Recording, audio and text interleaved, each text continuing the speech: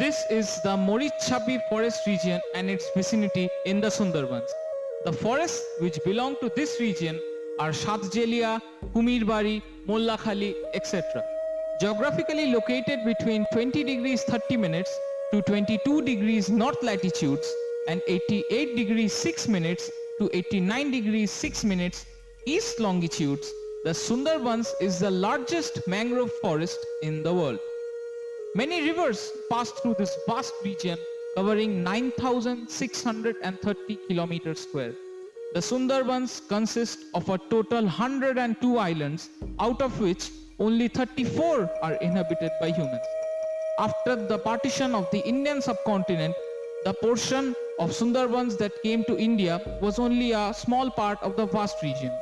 The area covering the north and south 24 Pargana districts of West Bengal and is the only mangrove forest in India.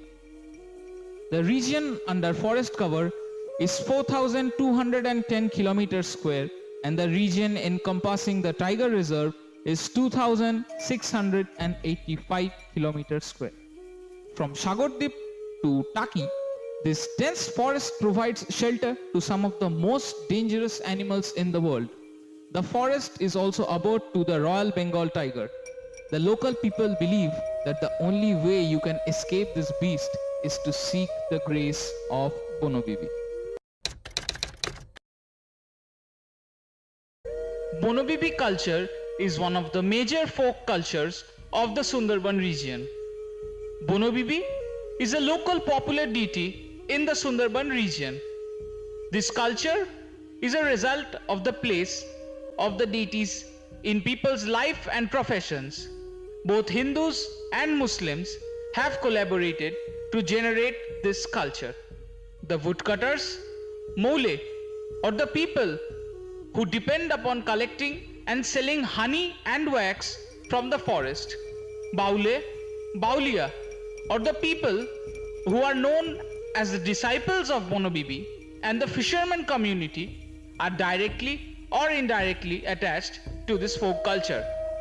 Every year, towards the end of the cold month of Poush or on the full moon night of the winter month Magh, between mid-January and mid-February, the devotees of Bonobibi get together and offer their vows or Manat Puja.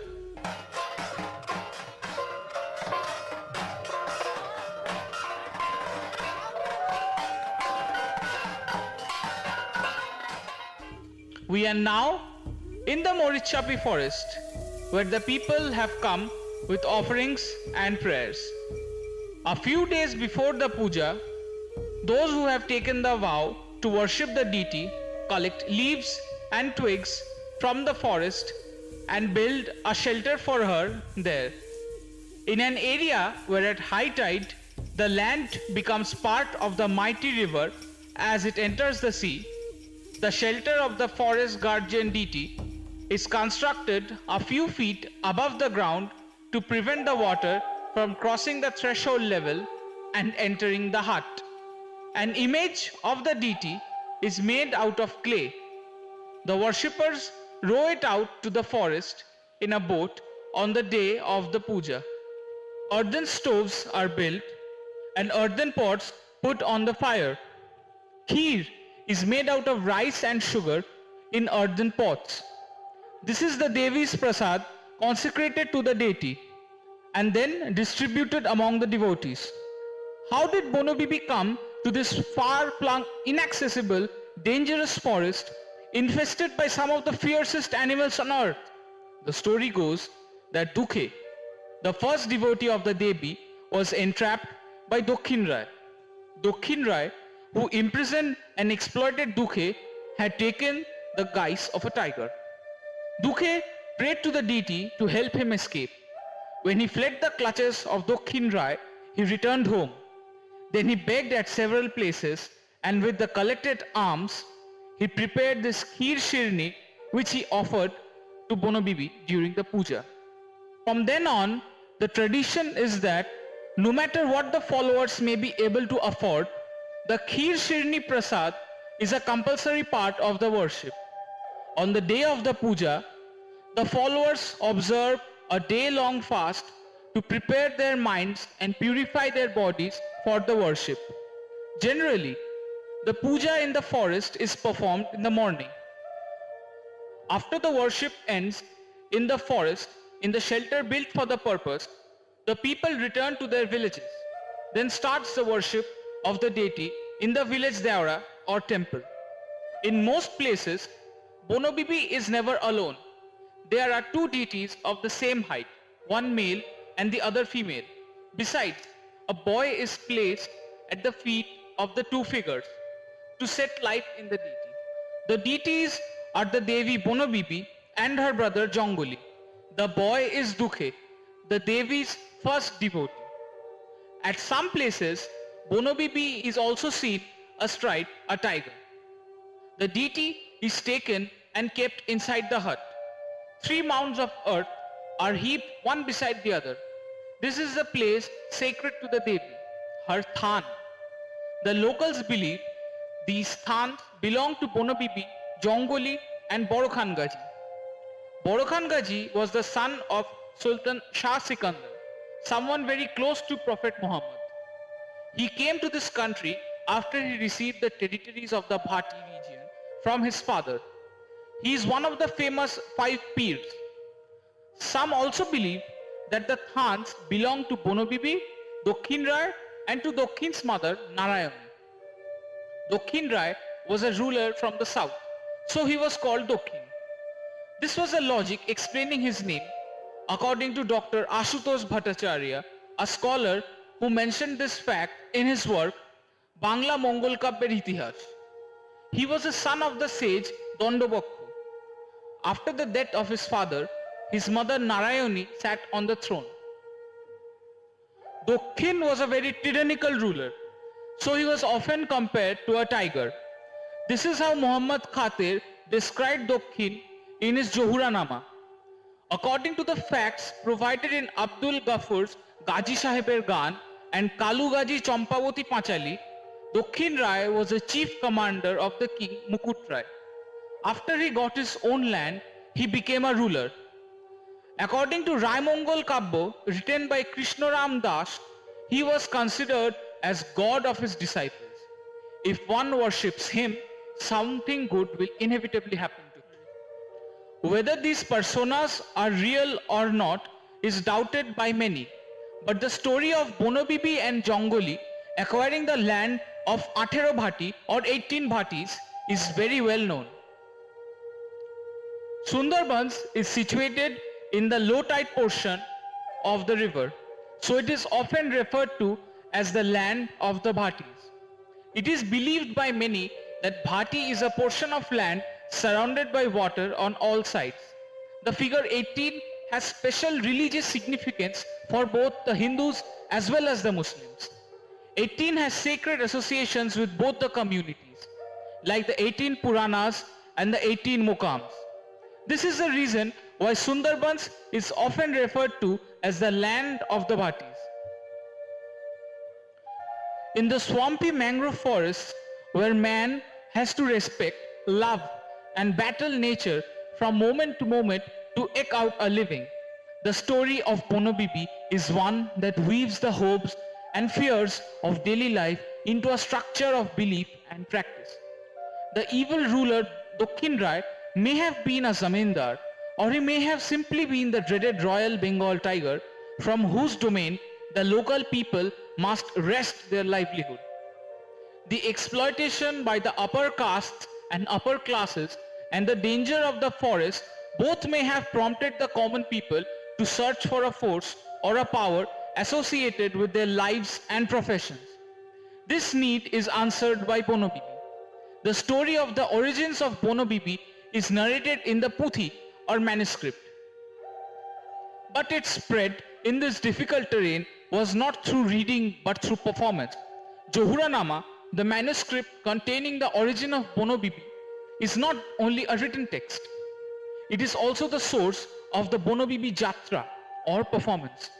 Besides this performance, the glory of Bonobibi was also spread by the Pirs and Fakirs, the wandering teachers and mendicants of Islamic persuasion, whose popularity is a special feature of Bengal's Islamic culture. The story of Bono Bibi's origins is found in the manuscript Bono Bibi Johuranama.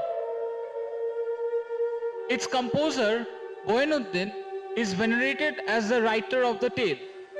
Following Boyanuddin, Muhammad Khatir wrote Bono Bibi Johuranama. Muhammad Munshi also wrote Bono Bibi's Johuranama, but Khatir's text became more popular due to its simple, terse language, whereas Boyanuddin's text was ornate and invocatory. The manuscript of the Johuranama plays an important part in the worship. The priest sits with the Johuranama manuscript. No Brahmin priest is needed for this worship. No mantras are read. Instead, the worship is accompanied by a compulsory reading of the story of Bono Bibi's origin, her arrival in the Sundarbans, and her great powers to protect the people who live there.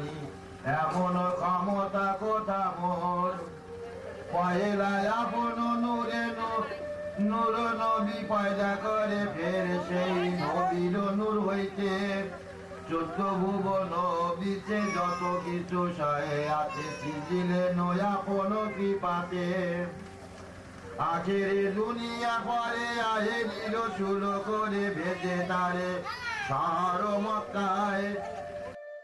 The story of Johuranama consists of two parts.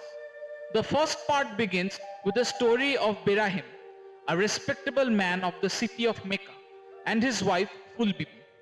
They were childless for a long time, so they went to Hazrat Muhammad's grave to pray for a son. Finally, Fatima Bibi, who dwelled in paradise, appeared before Berahim, satisfied by his prayers. She tells Berahim, after looking at the Quran, that 2 children are still left in paradise and they may take birth at Berahim's place. But this will only be possible when Berahim marries for a second time. Ful Bibi was deeply saddened by this divine instruction. But she allowed her husband to remarry so that the curse of childlessness could be removed. After his wife permitted him, he married Golal Bibi, the daughter of Shah Jalil, and very soon she became pregnant, according to the divine instruction. Just before her childbirth, Ful Bibi applied her conditions and sent Golal Bibi to exile. Berahim now was completely helpless. He took Golal Bibi along with him. Pretending to go to her father's place, he took her into the dense forest and left her there when she was asleep. There in the forest were born the 2 servants of Allah, Jongoli and Bono Bibi. Berahim returned to this forest after some time. He asked her forgiveness for all his previous sins and took her back home. Even though Golal agreed, her 2 children preferred to stay back in the Sundarbans and preach the greatness of Allah. It was here that they fought the tyrannical Narayani and her son Dokhin Rai. After Narayani was defeated in this battle, she decided to share her empire with Bono Bibi, and Bono Bibi decided that Kedokhali and the surrounding region would be under Narayani's control, and Bono Bibi would control the area of Bhurkundo. Born to a respectable parentage, Dhonai Moule and his brother Monai decided to collect honey and wax from the jungle to increase their family's wealth. The business-minded brothers hired a poor boy who would take the risk of getting off the boat and enter the jungle to collect the honey. This poor boy, who takes the dangerous job because he and his mother are starving, is Dukhe. Before Dhonai and his men reached the forest, Dokhin Rai, the ruler of the forest, had prior information of their arrival. He hid all the honey and wax so deep in the jungle that nothing could be found. Then Dokhin Rai appeared to Dhonai in a dream and instructed him to sacrifice Dukhe. Only then, he said, would he give all the honey and wax. Failing this, Dokhin Rai threatened to kill them all. Thereupon, Dhonai left Dukhe in the jungle as a sacrifice to Dokhin Rai. In return, Dokhin Rai allowed them to return home with boats full of honey and wax. After his return, he spread the word that Dukhe was killed by a tiger. Hearing this, Dukhe's mother was struck with a great grief that made her deaf and blind. Dakshin Rai came before Dukhe in the form of a tiger. Seeing the tiger, Dukhe remembered his mother's instructions and prayed to Bono Bibi. Then he became unconscious. The terrified plea of Dukhe shook Bono Bibi's throne, and she rushed to help Dukhe with her brother Jongoli. They defeated Dakshin Rai and thus rescued Dukhe. Bono Bibi kept Dukhe with her for some time and took great care of him. Then she sent him home on the back of the crocodile Cheko. After he returned, his mother regained her voice and hearing, again through Bono Bibi's mercy. After the return, Dukhe revealed all of Dhonai's misdeeds to his mother. He also narrated Bono Bibi's greatness. Then they decided to collect alms and worship the deity who had protected the child from evil in the form of the ferocious tiger. After this, Dukhe built his house with the wealth he received from Boro Khan Gaji and the materials from Dakshin Rai. Dukhe became a landlord after this. Dukhe's sudden change of fate tempted Dhonai.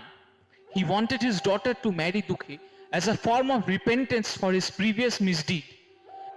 Dukhe lived happily ever after with the grace of Bono Bibi. This is how Bono Bibi's influence spread. This ketcha or kissa is written by Muslim poets of these areas. This indicates the common worship of a deity by poor landless people regardless of their religion. And in the manuscripts, this has brought about a linguistic intermingling of the different types of Bangla spoken by people of the two communities.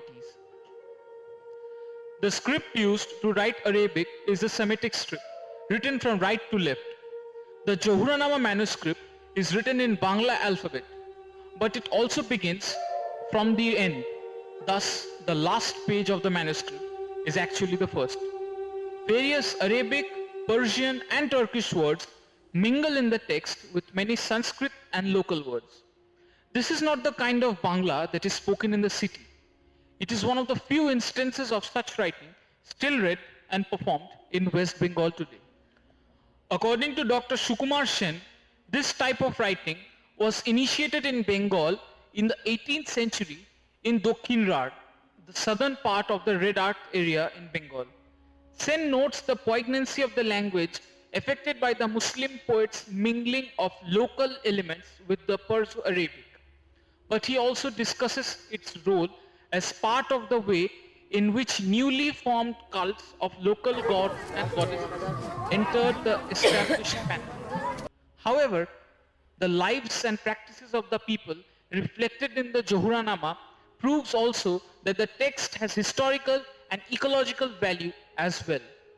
The description of Bono Bibi and Jongoli have been provided in a unique way by Muhammad Khatir.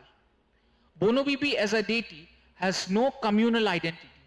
She is neither Hindu nor Muslim, nor does she belong to any other religion. Researcher Sanat Kumar Mitra says that the poor, hardworking people suffering from hunger forgot the barriers of religion when searching for support and succor. When everyday struggles are so intense, religious division does not apply.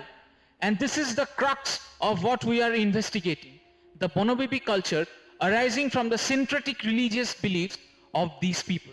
All the devotees, irrespective of their religion, look to their deity to fulfill their wishes. They vow that once they get what they want, they will offer Manat Puja. The puja is a great occasion for a family get-together. The whole village acquires a festive mood on such occasions. The people, depending upon the forest and the river for the whole year, have a lot of respect for the goddess as well as for the denizens of the forest which she protects. Many folk theatres or jatras are performed by groups. These are mostly depictions of Bono Bibi's life and glory. The rituals cover the best part of the day. After the whole day's worship ends, it is time for the jatra, the performance based on the Jahuranama. This performance is known as Bono Bibi Jatra or Bono Bibi Pala. A stage is built in a nearby location. Hay is laid out on 3 sides of the stage for the audiences. The musicians share the same ground level with the audience. Both Indian and Western instruments are used as accompaniment. The tarpaulin, used as an upper covering, is hung from 4 bamboo poles. Earlier, oil lamps were hung from these poles to illuminate the place, but now this is replaced with electric lights. Even in this bone-chilling winter cold, the people of the locality seldom miss a concert. At such concerts, the person playing the harmonium is the dohar. The Puthi master has a copy of the manuscript which he reads in an undertone. The actors, who are often unable to read themselves, gather in the green room, listen to it and enact their parts on stage. Previously, the pala went on all night long, but now no one can stay that long, so the duration has been cut down. Most of the songs in the performance are more local than spiritual. Excluding a few stanzas, most of the songs have no religious elements at all.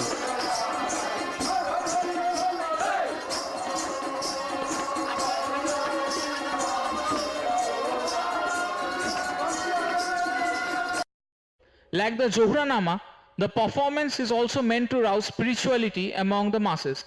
But the performance also has the purpose of entertainment, and for this reason, some changes are made to the main script. Divine beings and characters in this play appear before human audience and predict the past and future of the characters.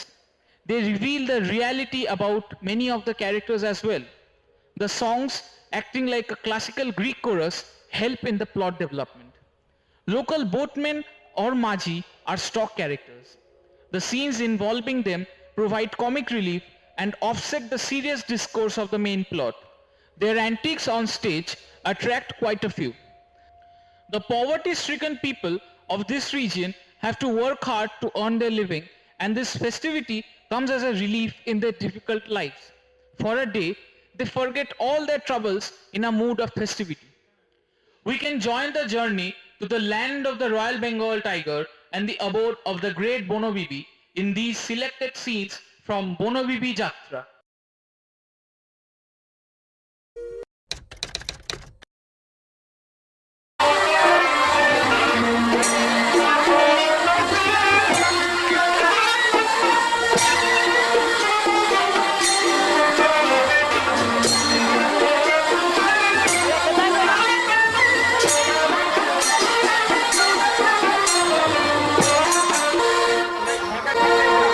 নমস্কার শুরু করছে আজকের যাত্রা বলা বনবিবি যাত্রা।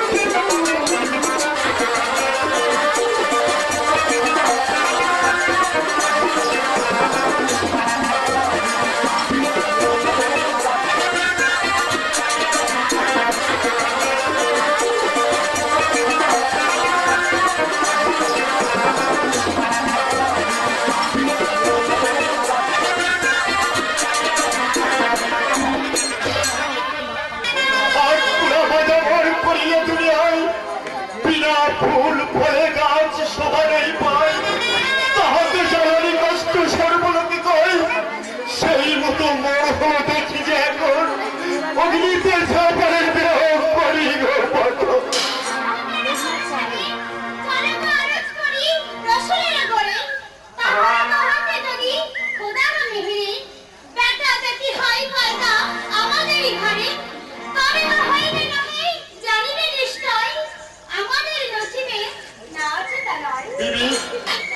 তাই চলো দিদি, তাই চলো রসুলের ঘরে যে মোরা পরিবার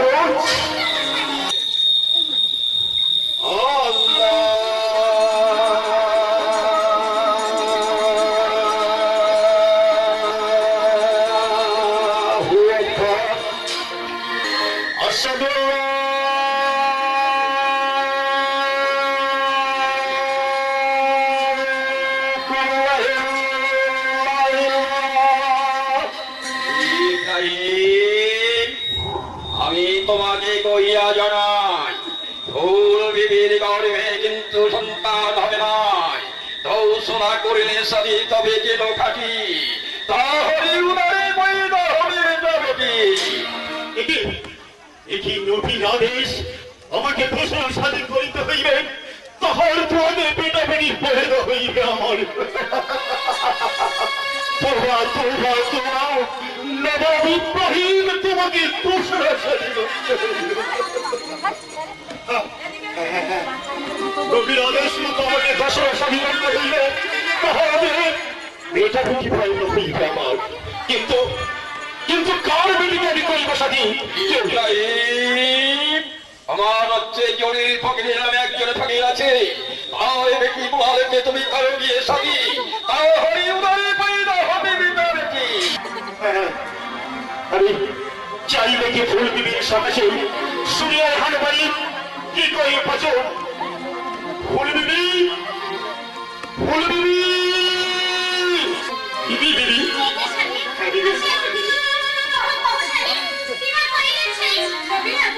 বিবি শুনিলে দুঃখিত হইবে অন্তরে, তুষার স্বাধীন করিতে কহিল আমারে, আমার এই বাদী যদি তোর বিশ্বাস, হুকুম দাও স্বাধীন করি পুরাই অভিলাষ।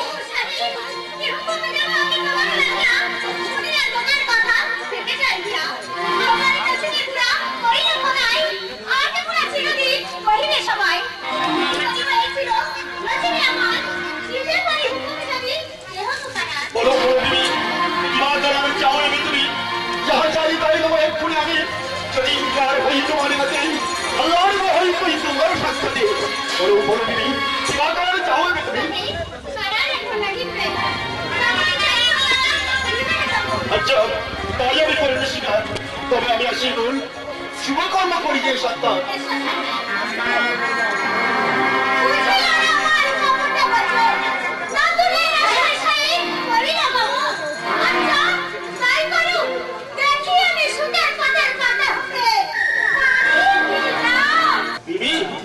আদেশ করিল যাহা নবীন পূজার, সে বিষয়ে সম্পূর্ণ হইল দেখো। এটি বিলাস কত লেখেন ফুল, এটি বিবি এত চিন্তিত অন্তর কেন তুমি?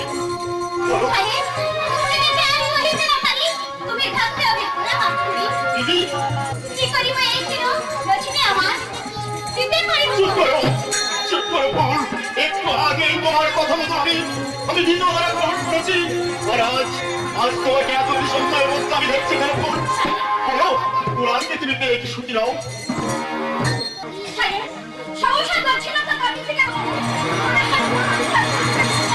কিছু নয় প্রাণ, ওরা মানুষ সর্বে সমাবৃত্ত খুঁজে যাবে তোমার, তাই মানুষ সবাই তোমার করে সমাজ ওরা তুমি সাথে গিয়ে করবে কব।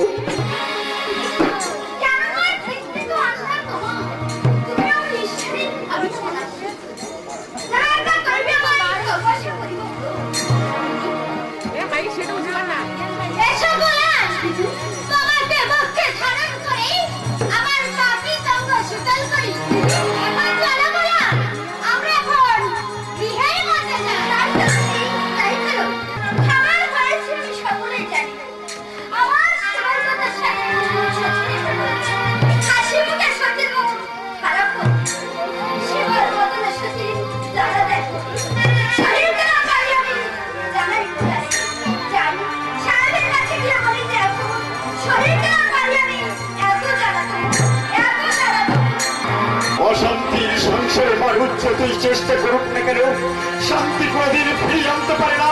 আমি দ্বিতীয় দ্বারা গ্রহণ করে মনে করেছিলাম শান্তি পাবো, কিন্তু এটি অশান্তির ঘুরে বেড়াচ্ছে কেন? আমি যেন কোনো দেশে হারিয়ে যাচ্ছি, ধারণ করে আমার চতুর্দিকে ঘিরে এসে দাঁড়িয়েছে।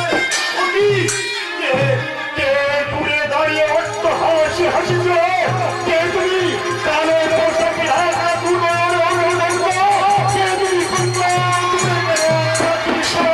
কি বলছো তুমি? কি চাও তুমি? একে আমি দেখলাম সারাবর্তে বিভৎস চেহারা। কে তুমি? কে তুমি? কেন কাছে এসো, বলো কি চাও তুমি? ফুল ফুল ফুল, তুমি কি চাও? তোমার কারণ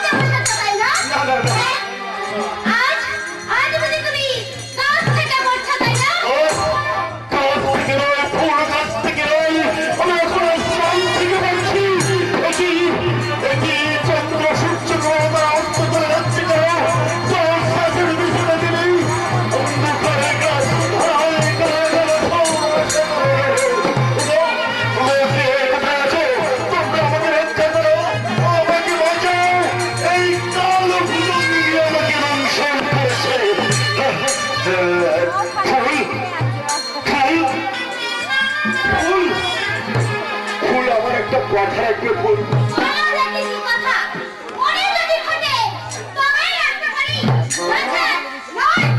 আমি বলছিলাম তুমি তুমি কারার যদি সত্যিই পালন করতে হয় তুমি পালন করবেন।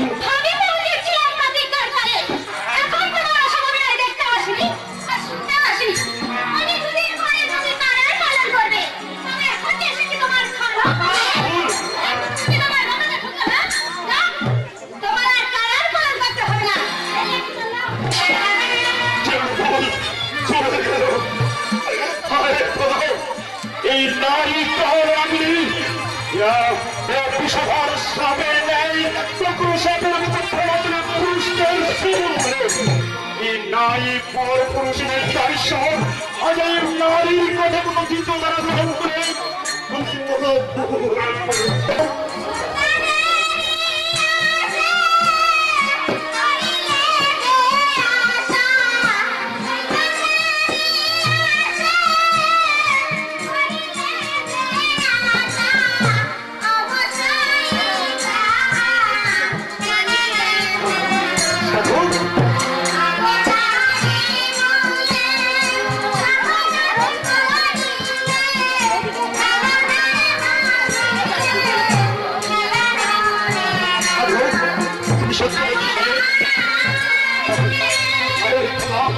সত্যিই সাধক করে গেল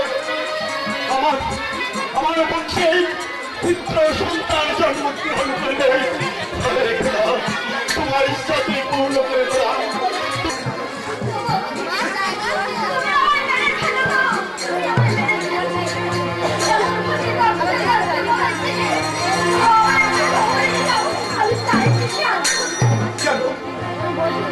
কেন কি হয়েছে গোলাম বলো? তুমি যখন নামাজে বসছিলে কি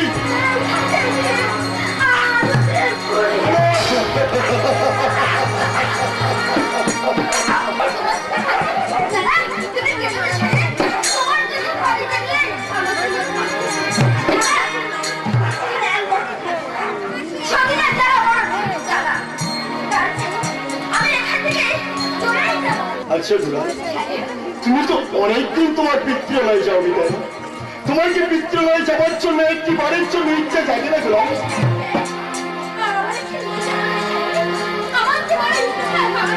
বেশ বেশ গোলাম তাহলে তুমি আজই আমার সঙ্গে চলো তোমার পিতৃলয়ে তোমাকে আমি রেখে পা চালিয়ে চলো গোলাম পা চালিয়ে চলো।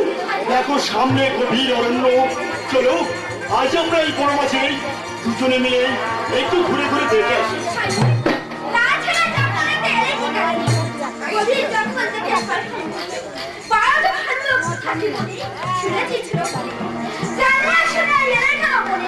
কোনো ভয় নেই দিদি হারির দরকায় মানব করেছিল আমি সেই মানব সত্যি সঙ্গে থাকবে তুমি আমের হইলে দুজনে আসিয়া হারির দরকায় মানব দেব কাননে বসিয়া তাই তো কানন মাঝে প্রবেশ করিয়াছি আমি এর জন্য কোনো চিন্তা করিও না চল পা চালিয়ে চলো গোলাম পা চালিয়ে চল।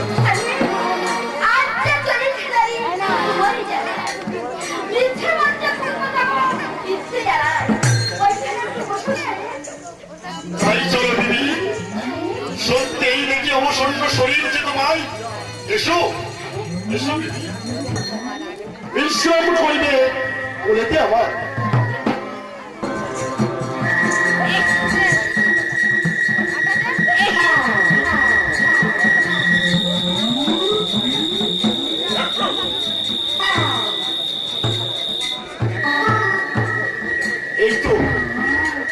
এই তো উপযুক্ত সময় হয়েছে গোলার বড় মাঝে নিদ্রা ধরে আছে এবার এবার ফুলের কারা রক্ষার জন্য একাকিনী গোলালকে এই বড় মাসে বিসর্জন দিয়ে আমি এখান থেকে চলে যাব। চারিদিকে নিস্তব্ধ অন্ধকার রজনী একাকিনী গোলালকে বড় মাঝে রেখে আমি সত্যিই কারা রক্ষা দেওয়ার জন্য আমি এখান থেকে চলে যাওয়ার সময় যদি একটি বাড়ির জন্য আমি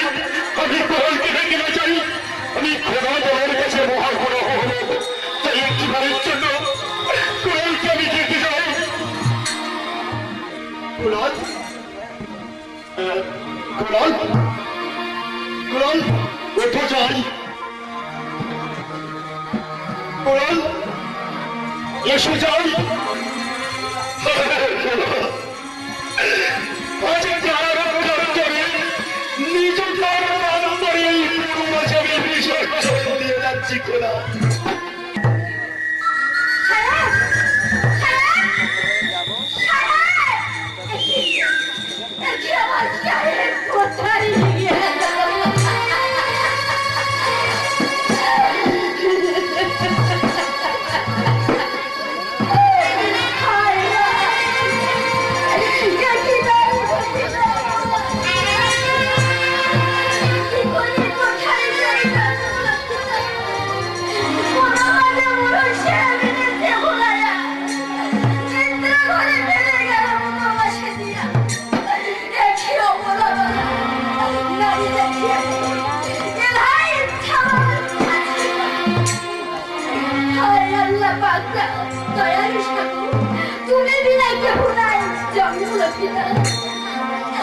বিপদে পড়েছি একটা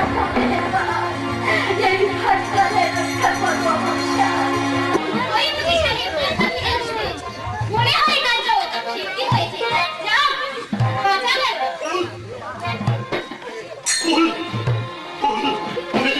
আমি সত্যিই তোমার কারা রক্ষা করেছি।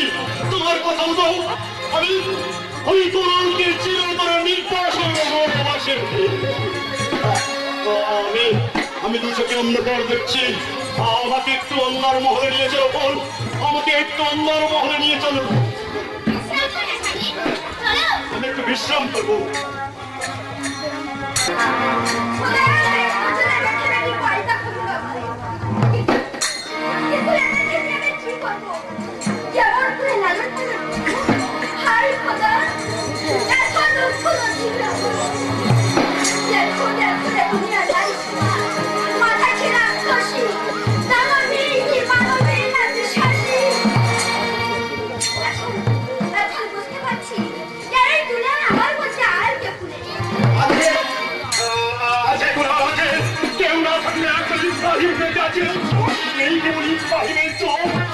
আমি এমন মহাপাপী যে আমাকে হেঁটিয়ে পর্যন্ত হয়ে পড়ের বাঘ ভাল্লুক সবাই মুখ ফিরিয়ে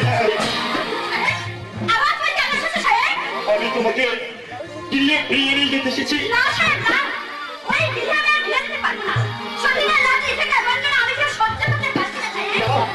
তোমার শরীরের জন্য আর কোনো চিন্তা করতে হবে না। আমাদের ত্যাগ করে ইহম ত্যাগ করে চিরদিনের জন্য সে পৃথিবীতে চলে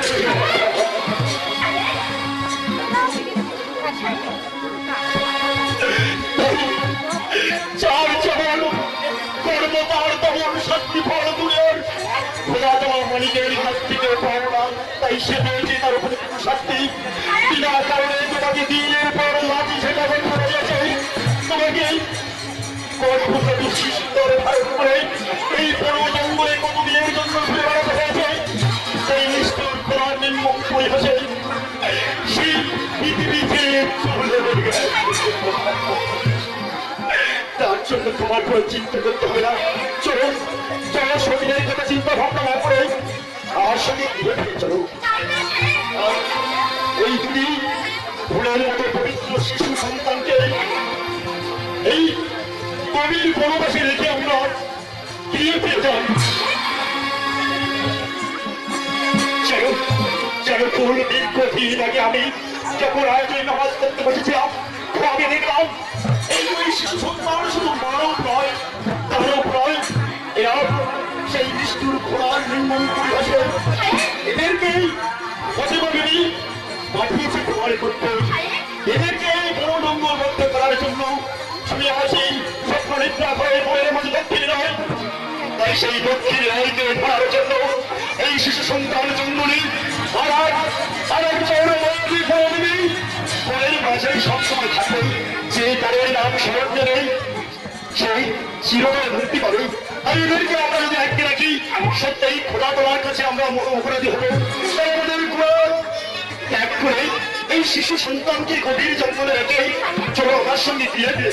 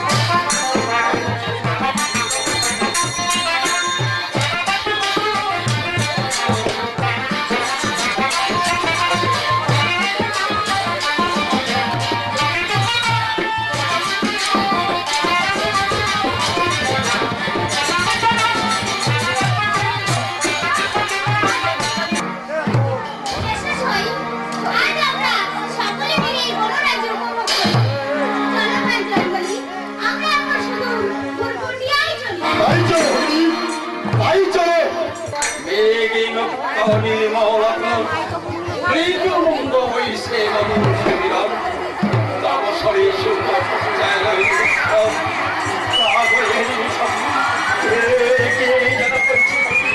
যাও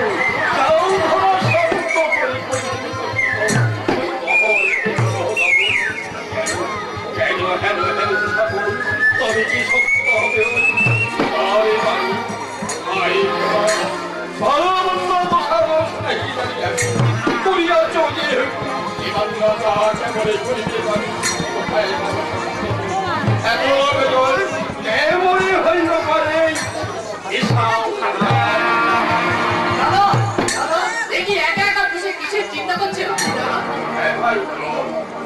আমি খুব চিন্তার মধ্যে পড়েছি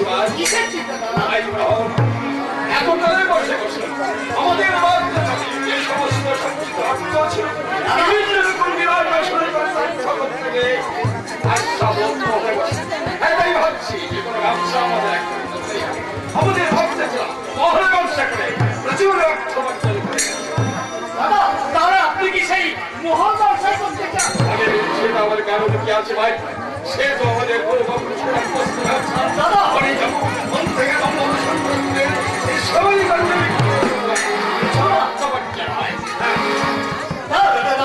আপনি মহল ব্যবসা বাদ দিয়ে অন্য কোনো ব্যবসা করুন তাতে আমি প্রস্তুত কিন্তু এই মহল ব্যবসা আমার একমাত্র অবস্থা আমাকে বাধা দিয়ে না ভাই কত ঋষিতে হেরেছি ঠাকুর মহলেতে করিলে গমন শতগুণ ধন চাই হইলে একটি গাছে দুটি কুসুম ঘোরাও জানি না কোন গ্রহ শক্তি ভাই আসছে করে করে কত হিরোচ্চ জন্তুর ছেড়ে দাও দিবার কেন যাইবে দাদা মহাবীর ছেলেকে আরে খোদাও একই গতি গতিল ভাই ভাইকে দাও দুটি ভাই ছিন্মরাও তবে সংসার করে যাতে পাও আর যদি ওর ভাইকে হারাই সেইভাবে বাঁচিব কেমন আমি কইতেছি কি বাবা এটি আমাদের পূর্বপুরুষের ব্যবসা হাই খোদা বড় ভাই তুমি যদি তো এটাই সব খোদা কি হচ্ছে করছি তুমি কেন খোদা তুমি কেন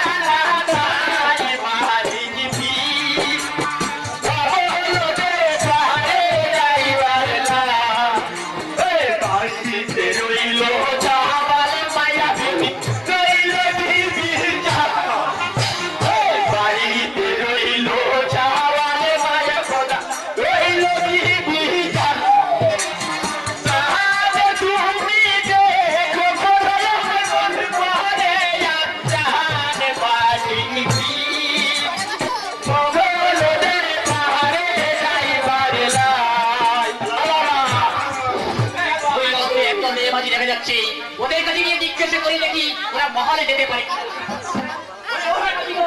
এই তোমরা কি মহলে যেতে পারবে ভাই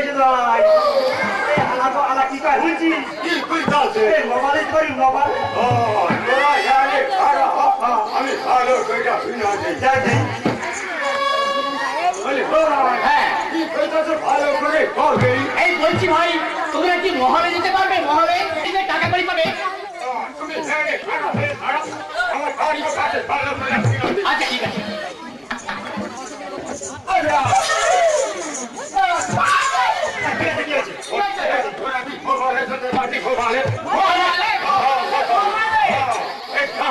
ভালো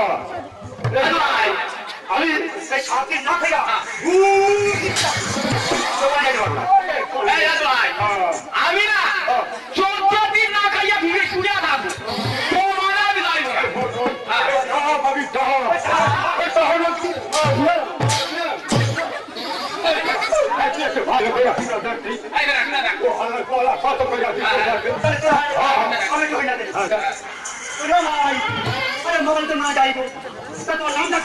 আমার নাম মনে হয়, হ্যাঁ, বাড়ি আমার বড়ি থাকি, বড়ই বড়ই আমার বড় ভাই।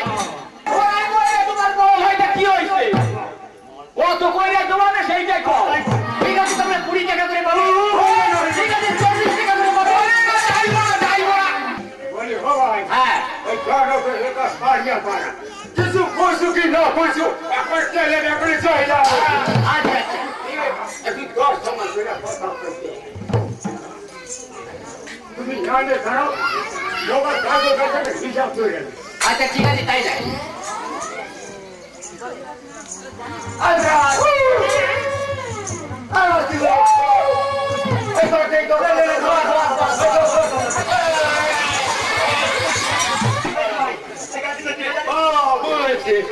হিসাব দাও। হিসাব কর। এই শাসিয়া আর শাসিয়া তার নেই পাঁচ পাঠিয়েছি তো ভাই আমাকে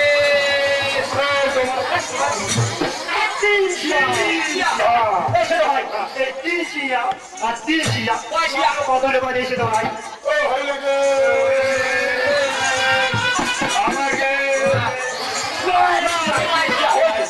সাথে খবরটা আমার বাবা মাঝি করে একটু ভুইয়াদার দেই ও হালার পোহালা লয়সিয়া করে দিতে পারবে কিনা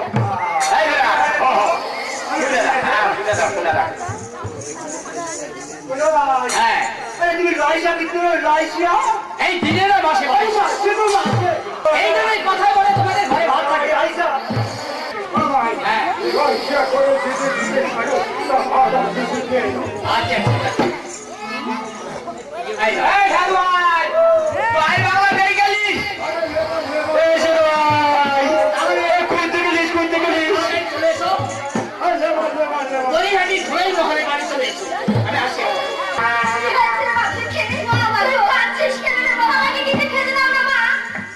আমি জানি শুধু আরই জ্বালা সহ্য করতে পারছি না মাগো। মাগো, এখন তো ঘরে পুষ্টি অঞ্চলে আমি এখন তাতে কি খেতে দেবো বাবা? মা মাগো, কাল থেকে একটু অপেক্ষা কর। ওদের বাড়ি ভাত খাচ্ছে না। আমি সেখান থেকে এসে আমি তোকে খাওয়ার ব্যবস্থা করে দেবো। মা মাগো, তুমি তাড়াতাড়ি যাও মা। আমি যে আর শুধু আরই জ্বালাই থাকবো না মাগো। আমি আর শুধু আরই জ্বালাই থাকবো না।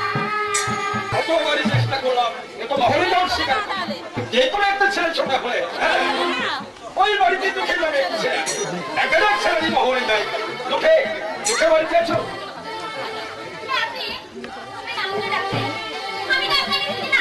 আর জেনে কেমন করি অনেকদিন তো তোমাদের বাড়িতে আসা তাছাড়া তোমার বাড়িতে আমার ভাই আমার নাম ধরো আয় মহলে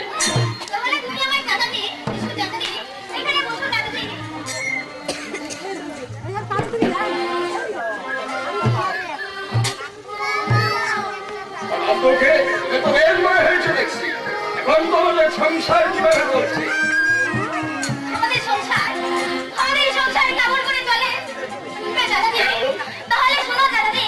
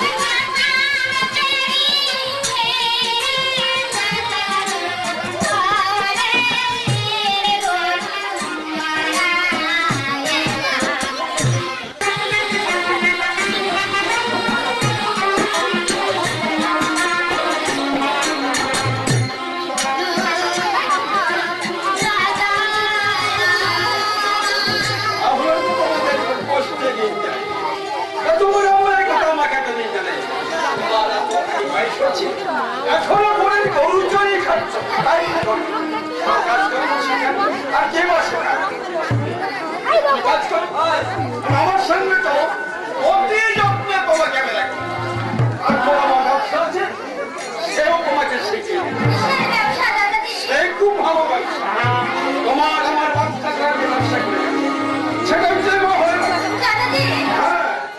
থেকে মাল সংগ্রহ করে এই সবাই করবে প্রচুর অর্থ আর তা যদি তুমি পারো তাহলে তো কোনো কথাই তুমি একটু অপেক্ষা করো চাচাজি আমি আমার মাকে ডেকে আমি তোমার সঙ্গে যাবো চাচাজি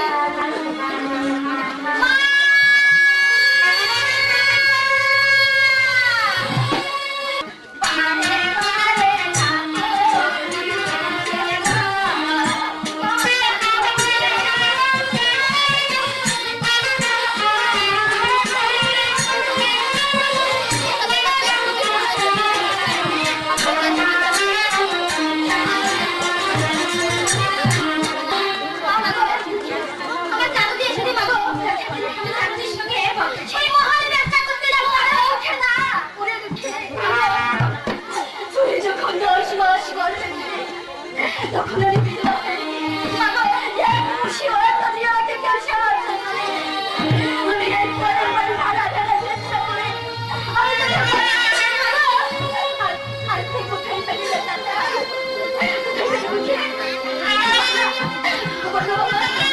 কোথায় যাওয়া ভাই কি ভাবিলা পুরো ছেলে কতদিন একটা গাড়িয়ে বসে রাখবে এই বলছিলাম ছোট থাকতে হবে আমার কাছে দাও আমি একটা ব্যবসা বাণিজ্য শিখি করে দেবো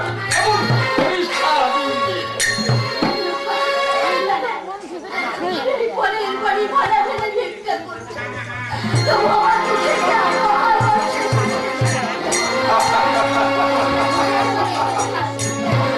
আগের মনে মেয়ে মানুষের একটু ঠিক এখানে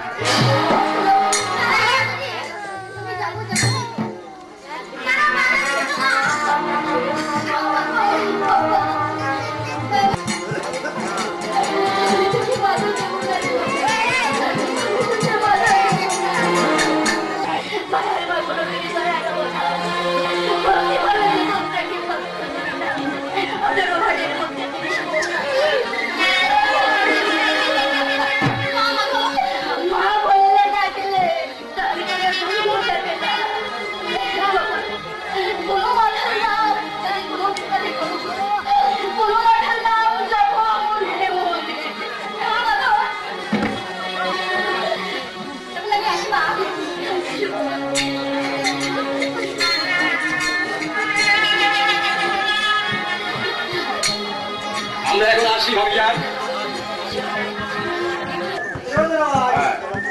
আলাদা নামকে নাও ছাড়া যাক এখন অন্য স্মরণ করে তোমরা নাও ছেড়ে দাও বইরা দিয়ে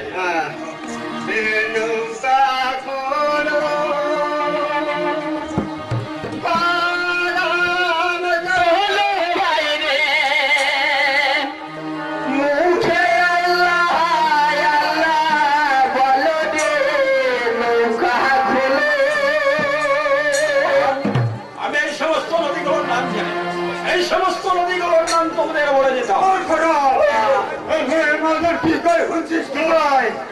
আমি তো পুরা মানুষ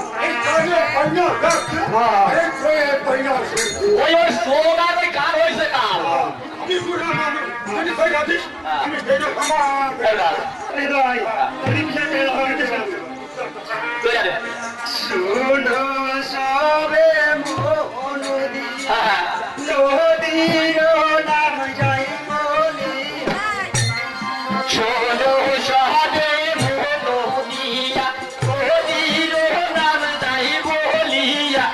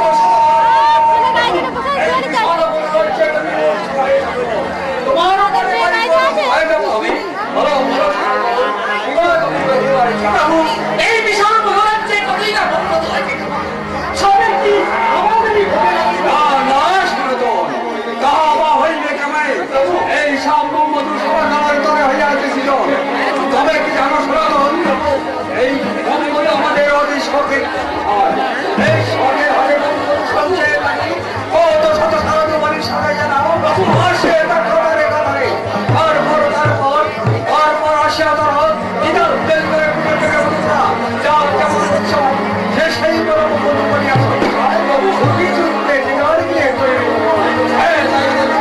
বাবু যারা খিদে যোগী মন্ত্রের সামনে চলে যাও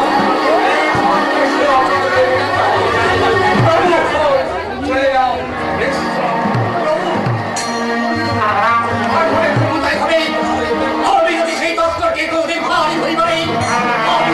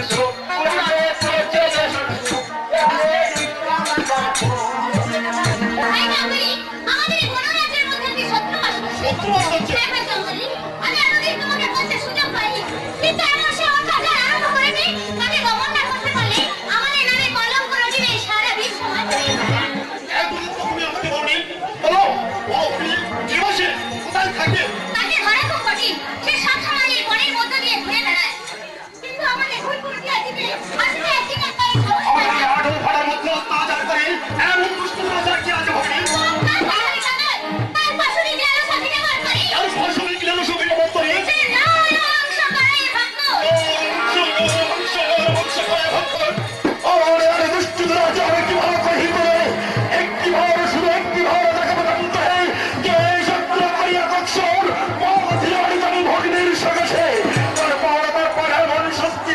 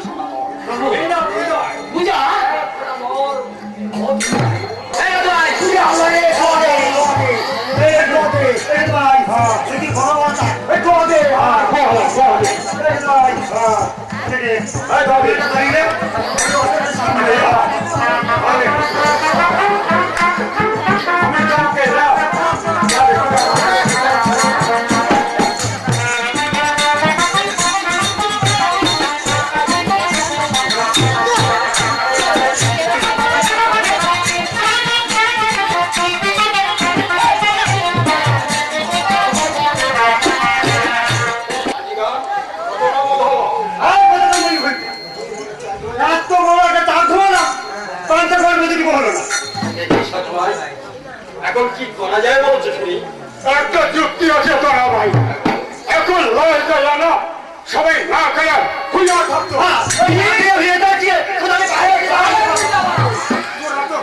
কিছু জানিস না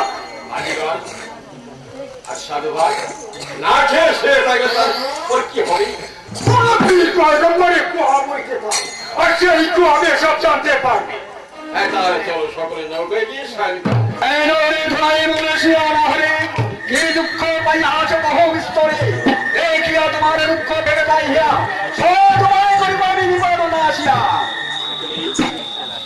যেন এই বিজয় মনের মুক্তি নান্ত সংসরী হয় ভগবান নারী কণ্ঠে গিয়ে যেন আমাকে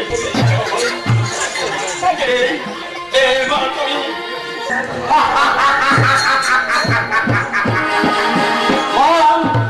মানসিকতা তুই কারে আমি নই বাবা মা বলতে পারি বল আমার বাবা বাবা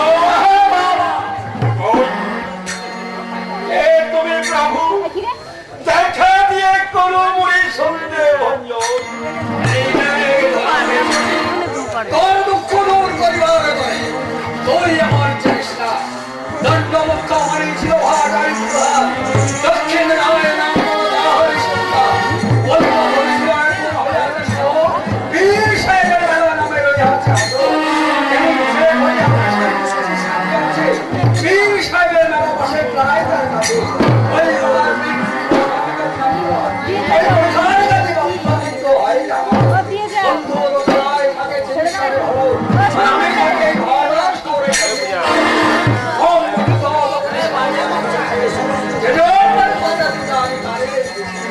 সত্যই যদি ভাতার ঈশ্বর তবে কেন মঙ্গল নাই পাই আমি প্রভুর জমি হয়ে থাকে পাই রোজ সম্মান করে হবে সময় বহুদিন হোক আমার কেউ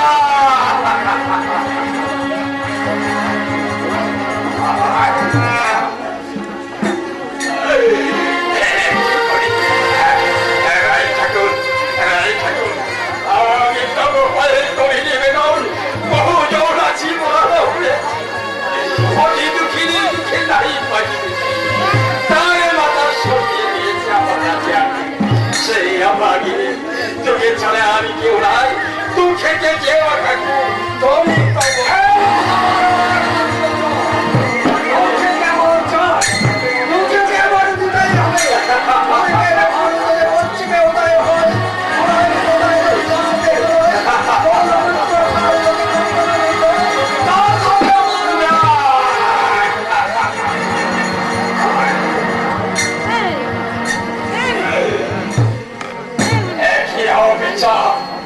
কঠিন সমস্যার কেমন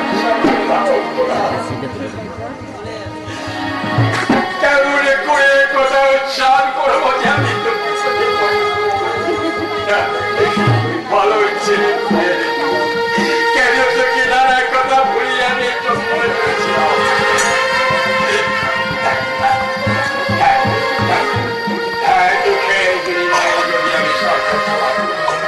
সে ভালো কিন্তু দুনিয়ার বলে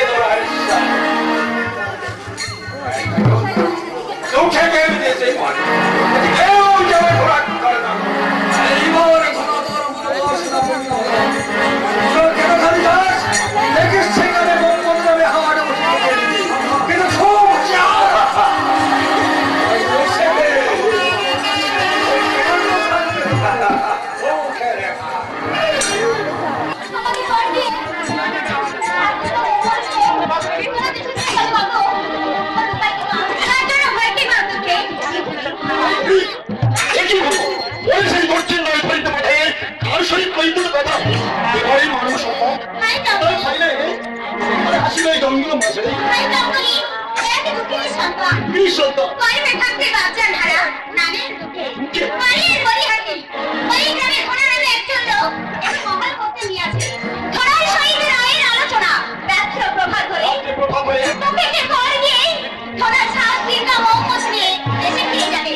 আর সেই কথা দুঃখে জানতে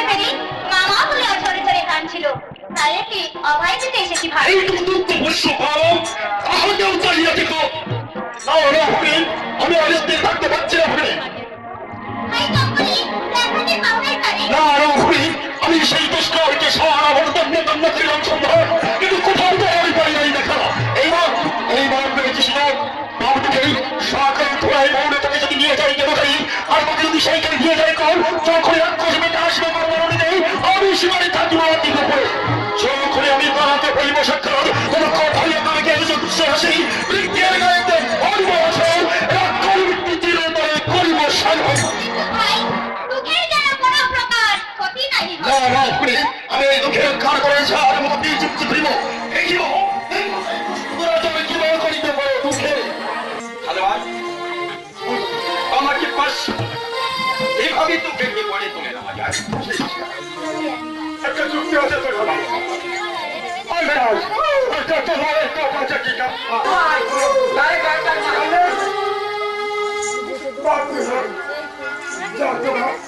এখন আমরা চলে আসি যাবো, আমাদের তো খাওয়া বেশি হয়ে গেছে।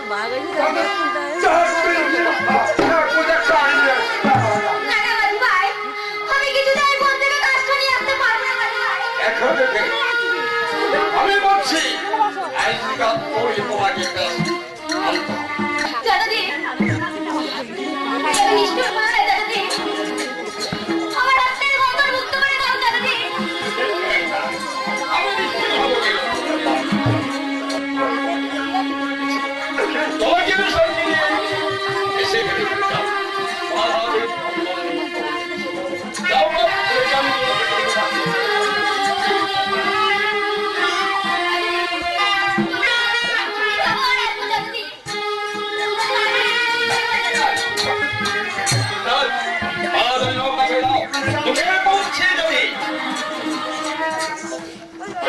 আমার এত দাদাজি।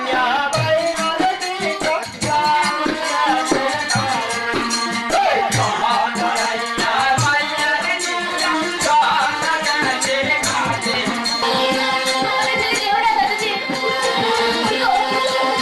ওই তো দাদাজি নৌকা দিয়ে চলে যাচ্ছে। দাদাজি, যেও না দাদাজি।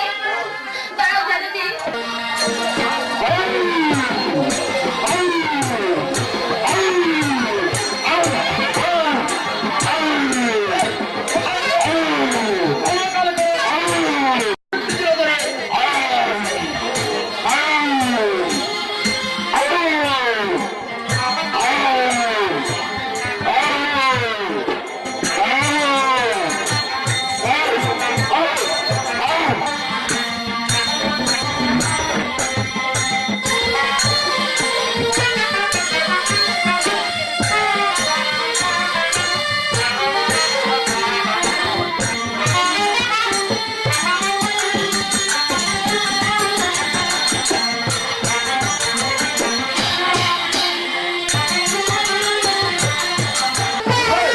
কোথায় পড়া বিষয় নয়, ক্ষণকাল করো অপেক্ষা, রাক্ষস বৃত্তি চিরতরে বিমোচনে ঘুচয়।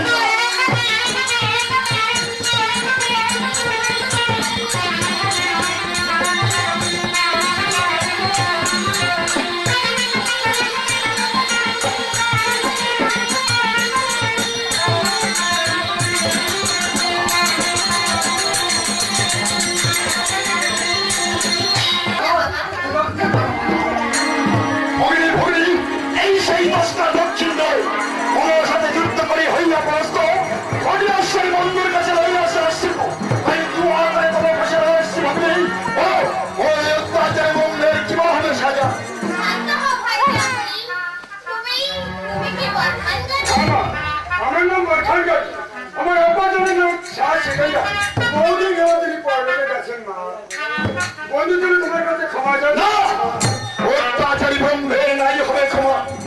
ভেবে দেখো গাছি সাহেব, এইটুকু যুক্ত বর্ষ ভারতকে হত্যা করতে যাওয়ার প্রাণ নাই করে শিশুর অঙ্গনে যেন দিদারাই হয়, কিরকম শাস্তি হতে পারে এই বিশ্ব ব্রহ্মাণ্ড।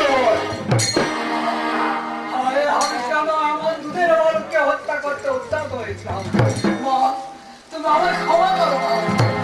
ভাই চম্পলি, বলো এখন কি বা করা যায়? হ্যাঁ ভগ্নী, তুমি এই মুহূর্তে আমাকে যা বলবে আমি তাই করবো ভগ্নি। দুঃখে বনে এসে বিপদে পড়েছিল, ওকে তোমরা বাড়ি যাওয়ার জন্য কে কি সাহায্য করবে তাই বলো বাবা।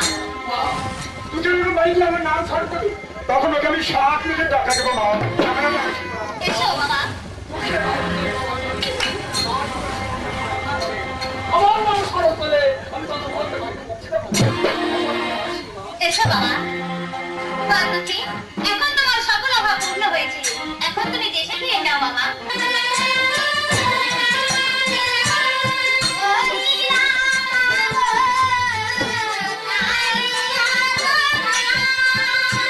বাড়ি ফিরে গেছে, চলো এখন আমরা ভোরপুটিয়ায় চলে যাই। কিন্তু সদা চিন্তা আমার সাহেবের সাথে কি বলে জবাব দেবো সে দক্ষিণী মানে যখন সে আমি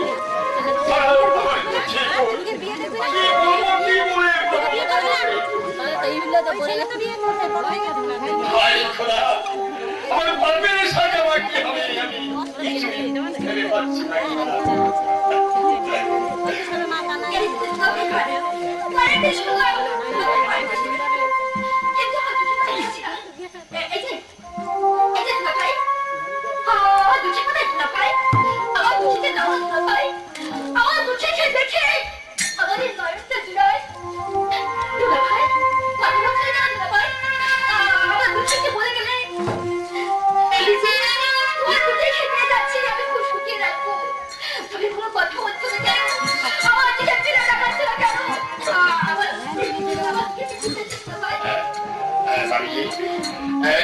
কথা বলতে আমার কণ্ঠটা ধরে আসছে ভাবি।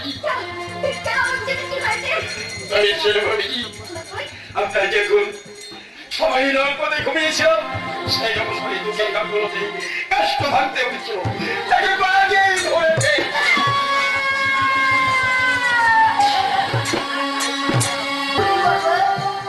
তোর মুখে মরক শুনবো বলে আজকে অধীর হয়ে বসে আছি। আয় না বাবা, আয়। আমার বাবা বলে যান না বাবা। ভাই তুমি তোমার জায়গায় চলে যাও, আর আমার মাকে সালাম জানিও। তাই তো অনেকদিন হয়ে গেল আমি বাড়িতে নেই।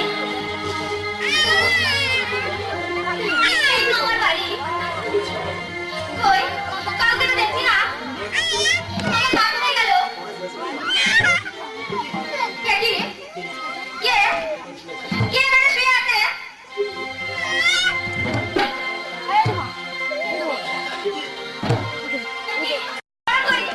দোহাই মা কোনো বিবি, দোহাই মা কোনো বিবি,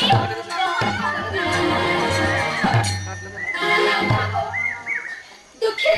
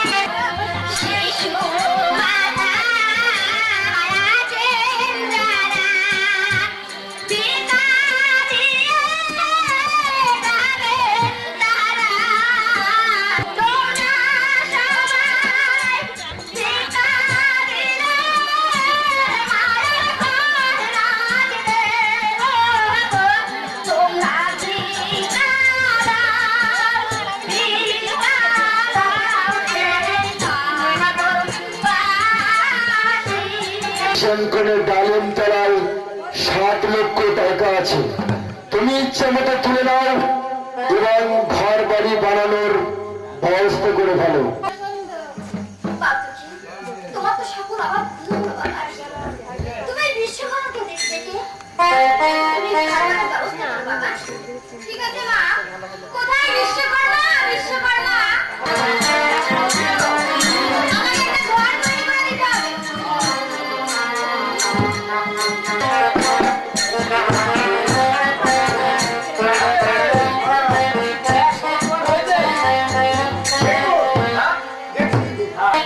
আপনার